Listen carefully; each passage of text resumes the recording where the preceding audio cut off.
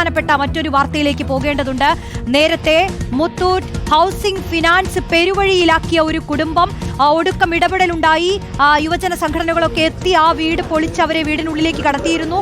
ഇപ്പോഴിതാ പോലീസ് സംഭവ സ്ഥലത്ത് എത്തിയിരിക്കുകയാണ്. വലിയൊരു ഇടപെടൽ ഇപ്പോൾ വീണ്ടും എത്തുകയാണ്. വീട്ടിലേക്ക് കൂടുതൽ നാട്ടുകാരും പൊതുപ്രവർത്തകരും ഒക്കെ എത്തുകയാണ്. പോലീസ് അവിടെ എത്തി കുടുംബത്തോടക്കം സംസാരിക്കുന്ന ദൃശ്യങ്ങളാണ് ഇപ്പോൾ പ്രേക്ഷകർ കാണുന്നത്. ഒരു കുടുംബത്തെ 5 സ്ത്രീകളുള്ള ഒരു കുടുംബത്തെ പെരുവഴിയിലാക്കിയ നടപടിയാണ് കുറച്ചു മുൻപുണ്ടായത്. ടി വി പ്രസാദ് ചേരുന്നുണ്ട്. പ്രസാദ്, ആ വീട് പൊളിച്ച് ഉള്ളിലേക്ക് അവർക്ക് കടക്കാൻ കഴിഞ്ഞിരുന്നു കുറച്ചു മുൻപേ. ഇപ്പോൾ പോലീസ് എത്തിയല്ലേ?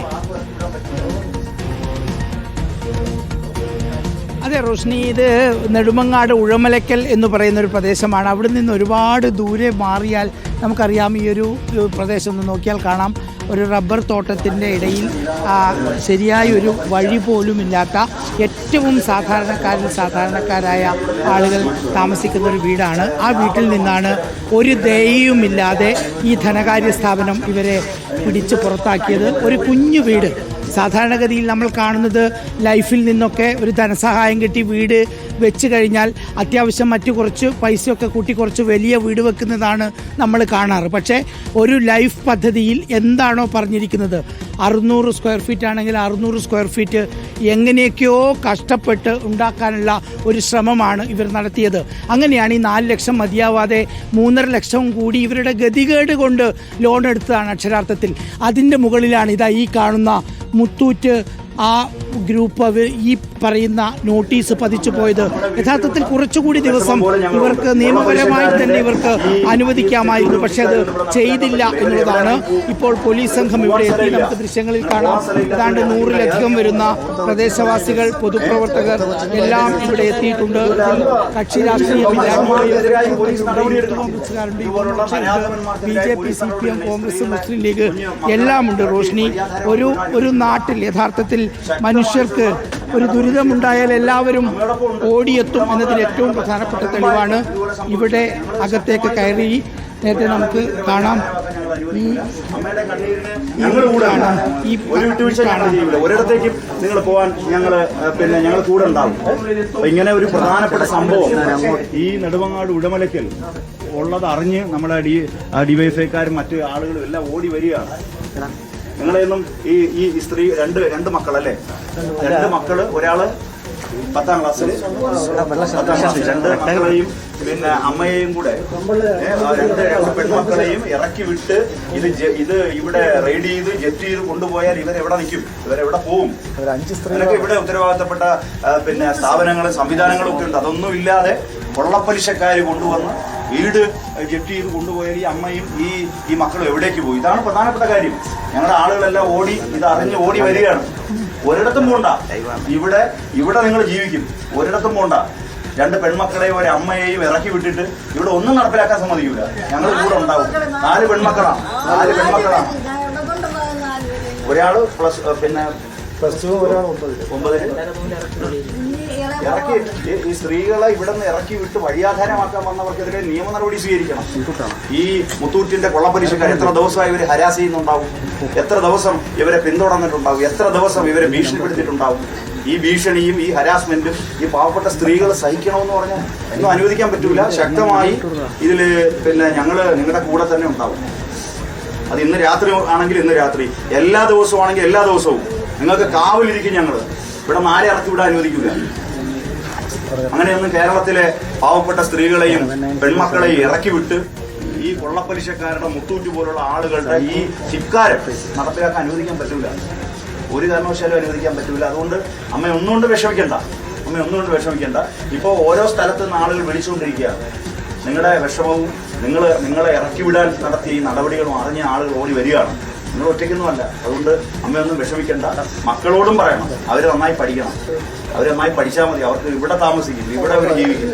അതിനുവേണ്ടി ഏതറ്റം വരെയും ഈ കുടുംബത്തോടൊപ്പം നമ്മൾ CPIM നേതാവ് ഷിജു ഖാൻ ആ വീട്ടിലെ സ്ത്രീകളോട് സംസാരിക്കുന്നതാണ് ഇപ്പോൾ പ്രേക്ഷകർ കേട്ടത്. ഞങ്ങളുടെ പ്രതിനിധികൾ അവിടെ തുടരുന്നുണ്ട്. മണിക്കൂറുകളായി അവർ അവിടെയുണ്ട്. ഇപ്പോൾ ഗോപാലിലേക്ക് പോവുകയാണ്. ഗോപാൽ, നമുക്കറിയേണ്ടത് പോലീസ് ഈ സ്ഥാപന ഉടമകളുമായൊക്കെ ബന്ധപ്പെട്ടിരുന്നു. അവരെ പല തവണ നമ്മൾ ബന്ധപ്പെട്ടു. ഈ സ്ത്രീകൾ പുറത്തു നിൽക്കുമ്പോൾ ഈ വീടിന്റെ വാതിൽ അടച്ചുപൂട്ടി ജപ്തി ചെയ്ത് അവർ പോയതിനു ശേഷം നമ്മൾ ബന്ധപ്പെടുമ്പോഴൊക്കെയും അവർ ഫോൺ എടുത്തിട്ടുണ്ടായിരുന്നില്ല, ഒരു വിവരവും അറിയിച്ചിട്ടുണ്ടായിരുന്നില്ല. ഒപ്പം കേന്ദ്രമന്ത്രി ഇടപെടുന്നു, പണം അടയ്ക്കാമെന്ന് പറഞ്ഞിട്ടും ഒരു കൂസലും ഉണ്ടായിരുന്നില്ല. ഏറ്റവും ഒടുക്കം യുവജന സംഘടനകളെത്തി ആ വീടിന്റെ പൂട്ട് പൊളിച്ച് ഇവരെ അകത്തേക്ക് കയറ്റുന്ന സാഹചര്യമാണ് ഉണ്ടായത്. ഇപ്പോൾ ഈ നിമിഷത്തിൽ ആ സ്ഥാപന ഉടമകളുടെ ഭാഗത്തു നിന്ന് എന്തെങ്കിലും പ്രതികരണം വന്നിട്ടുണ്ടോ?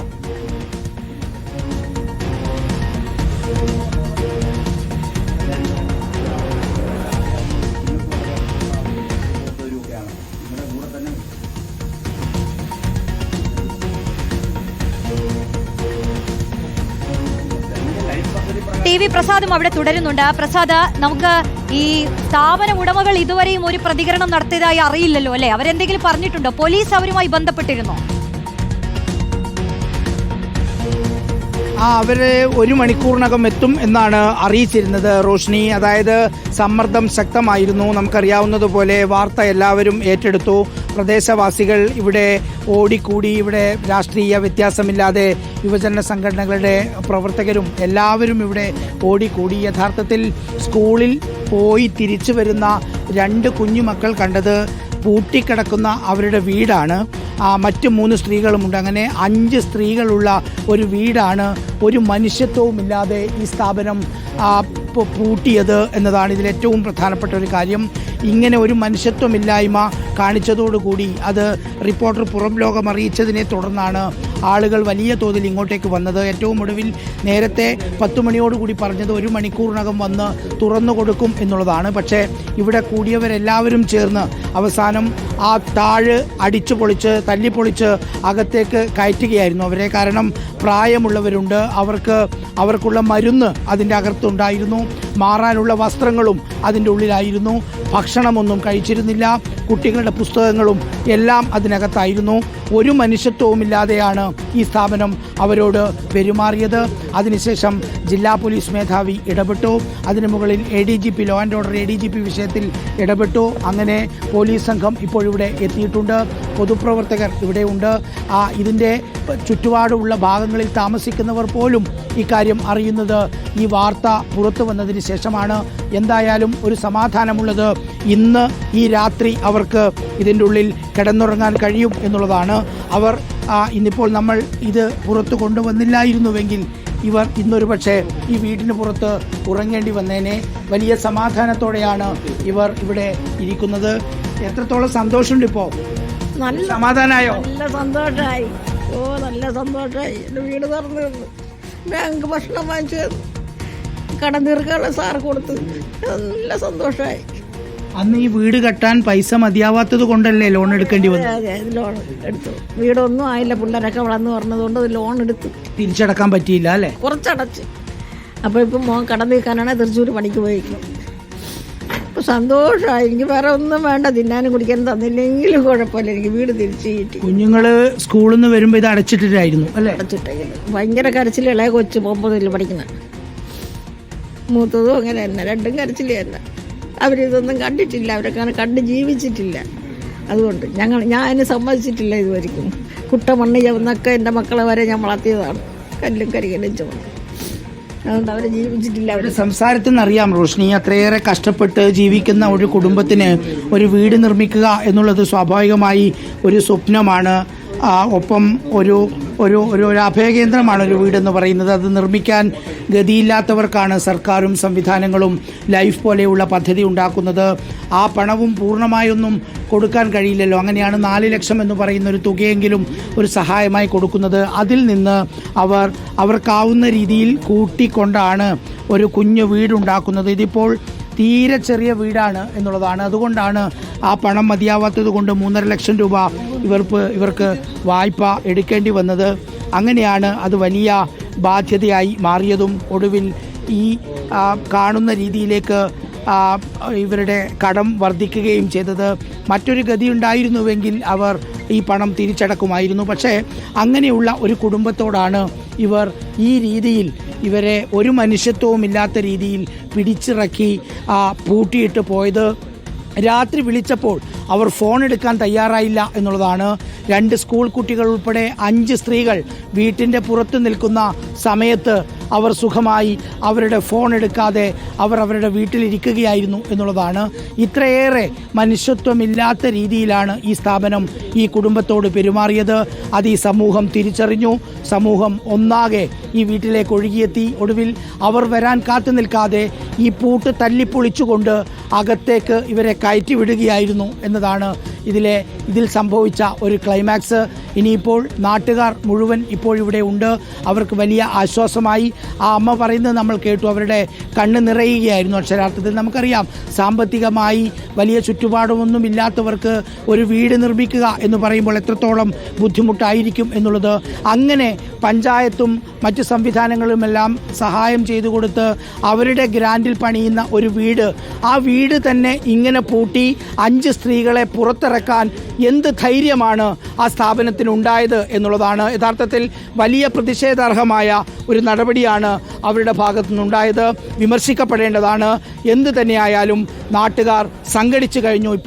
ഇപ്പോഴാണ് അവരുടെ മുഖത്ത് ഒരാശ്വാസമുണ്ടായത്. നേരത്തെ നമ്മൾ ഈ വാർത്ത റിപ്പോർട്ട് ചെയ്യുന്ന സമയത്ത് നേരത്തെ വൈകിട്ട് 7:30 മുതൽ നമ്മുടെ റിപ്പോർട്ടർ ഗോപാൽ ഇവിടെയുണ്ട്. 8:45 കൂടിയാണ് ഈ വാർത്ത നമ്മൾ പുറം ലോകത്തെ അറിയിക്കുന്നത്. ആ സമയത്തെല്ലാം ഈ പടിക്കെട്ടിൽ ഇരുന്ന് കരയുകയായിരുന്നു ഇവരെല്ലാവരും. പിന്നീട് വലിയ ആൾക്കൂട്ടം ഇവിടേക്ക് വന്നു. പിന്നീട് എല്ലാവരും ഇടപെട്ടു. കേന്ദ്രമന്ത്രി ആ പണം തിരിച്ചടക്കാമെന്ന് പറഞ്ഞു. പക്ഷേ എന്നിട്ടും അവർ വീട് തുറന്നു കൊടുക്കാനുള്ള ഒരു സംവിധാനവും ഉണ്ടാക്കിയില്ല. ആ സ്ഥാപനത്തിൻ്റെ പ്രധാനപ്പെട്ട എല്ലാ ആളുകളെയും നമ്മൾ വിളിച്ചു. ആരും പ്രതികരിക്കാൻ തയ്യാറായില്ല. ഏറ്റവും ഒടുവിൽ കടുത്ത പ്രതിഷേധം ഉയർന്നപ്പോഴാണ് 1 മണിക്കൂറിനകം എത്താം എന്ന ഉറപ്പ് അവർ നൽകുന്നത്.